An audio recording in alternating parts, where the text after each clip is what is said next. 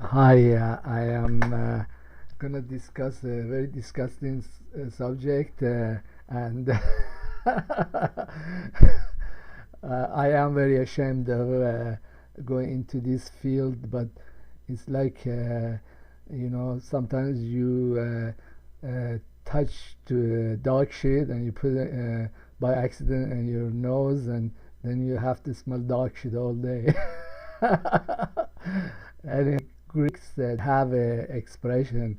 They say that there isn't anything under the sun that a damn philosopher didn't already talk about it. So we're gonna talk about stuff that has to do with pedophilia, homosexuality, and sharia law, and the fact that these two groups are very much involved in extreme violence, and also they sometimes or often they end up being assassins or you know well, guess who is killed a million Iraqis. They had some help, huh?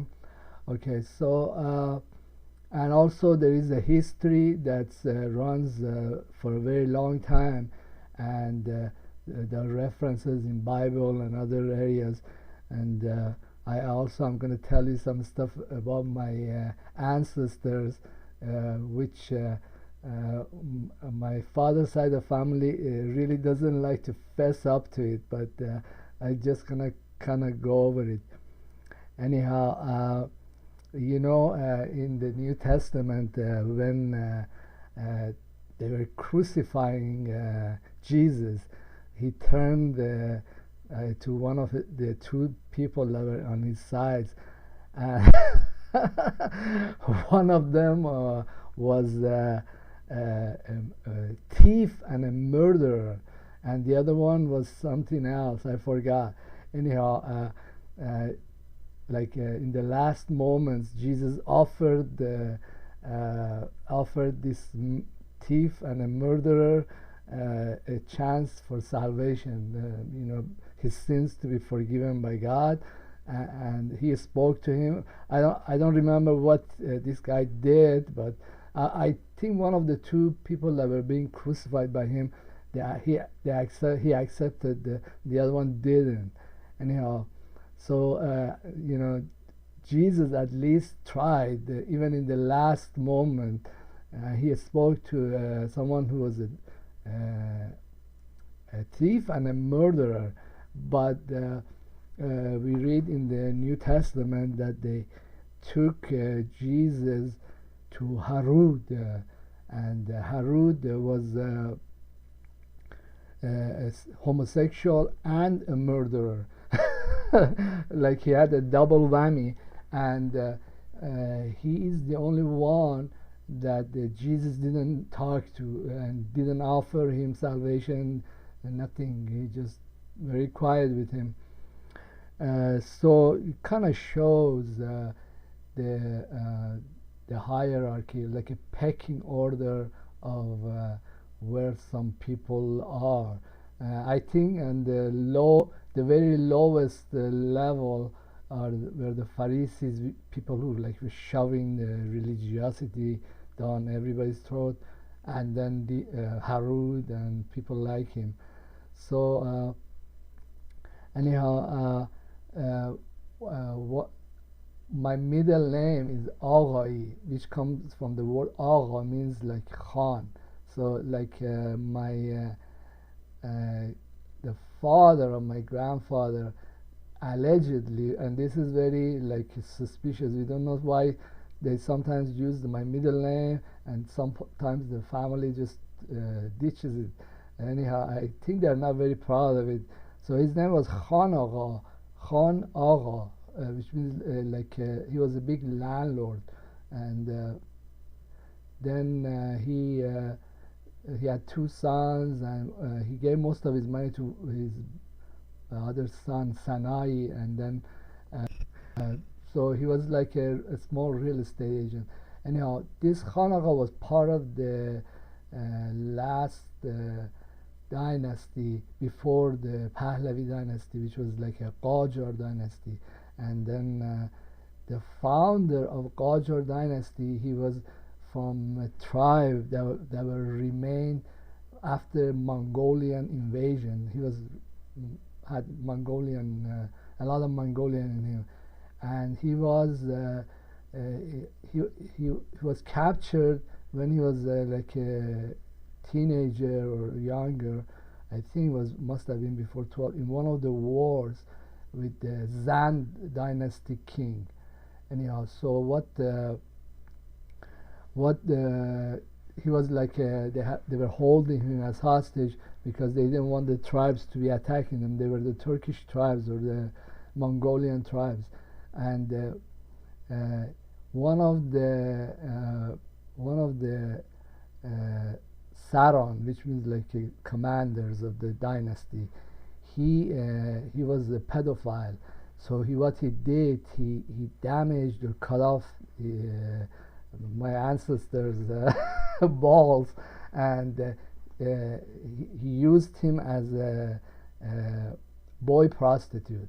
Okay, so this went on for a while, and the Zand dynasty king died, and this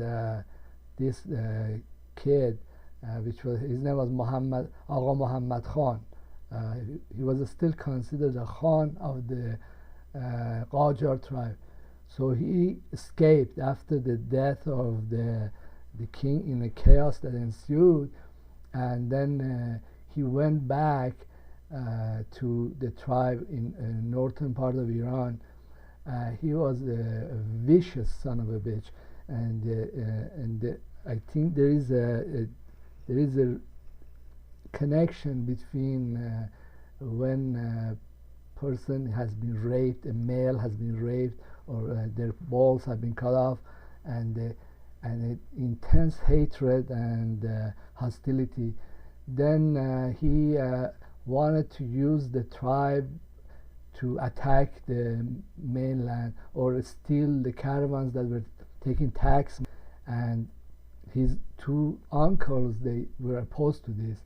So what he did is he murdered both of his uncles, and then he commandeered the tribe, Qajar tribe, attacked the mainland of Iran.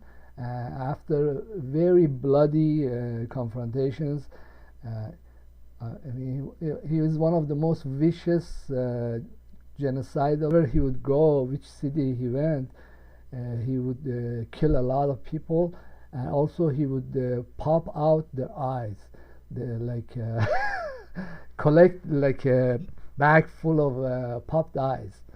So Muslim countries, many people, they notice that the kids that they get abused by pedophiles, or they get injured, or they turn out to be murderers or genocidal king like that. And then this founder, and unfortunately my answer, he also was murdered by his own caretakers, people who were in his own, when he was going from place to place. He made a mistake the night before he got murdered, and he told one of the caretakers, "I'm gonna really take care of you tomorrow." And the caretaker knew what's gonna happen.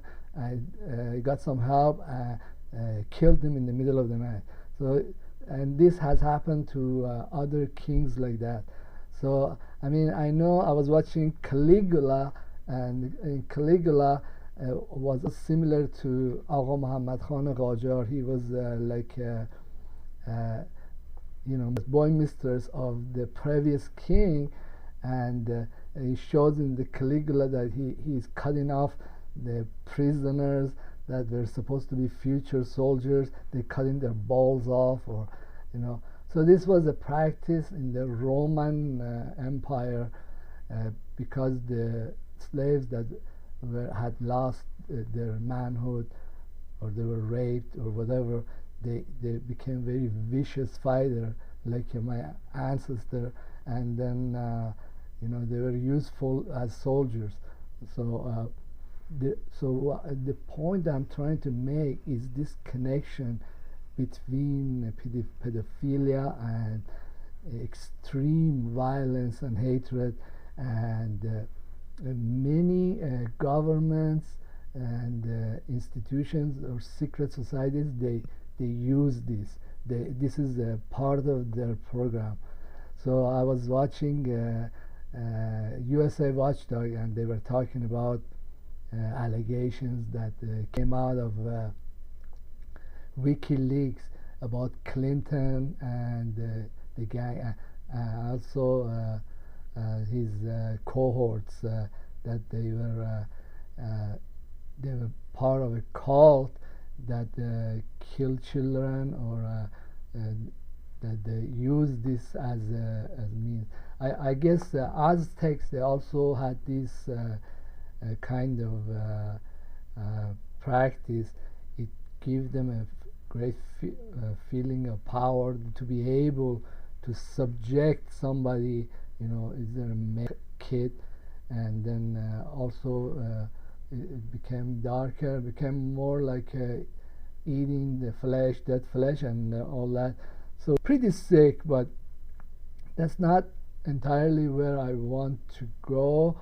But there are governments, and in the past there is a long history of this.